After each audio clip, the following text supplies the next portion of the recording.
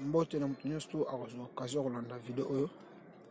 asali video oyo par rapport à problème on a zango nebi ke anso na réseaux sociaux na kozwa solution comme on a fini molongo aza orphelin de père asali video oyo par rapport à libota na ngai tozaki na mama na ngai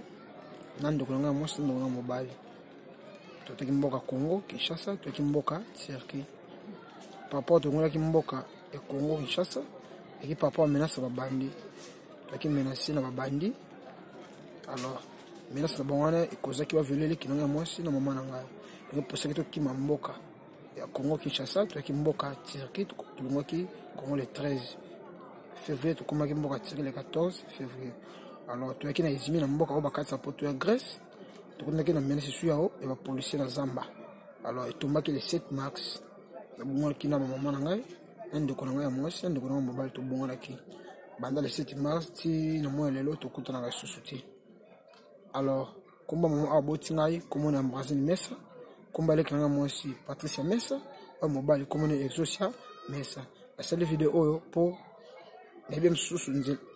à travers les réseaux sociaux beaucoup komona na on a passé parce que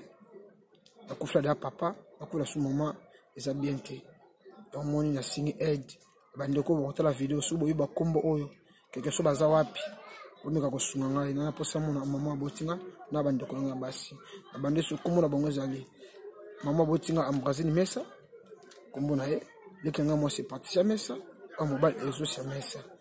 donc tout le monde qui na mboka izimi c'est que toi pour quatre pour la Grèce la Zamba papa menace ba policier pour son début tout le monde a quitté alors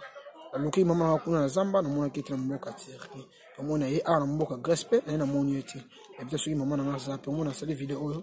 pour bo sunga ngai soki bo ko ba kombo oyo bo zo moyen ya kolukela bango za numéro te na singi moto aide a filmer pour atteindre les réseaux sociaux aidenga na mona bandeko na ngai basi na sana mboka Samos na mboka Samos na kota le 17 décembre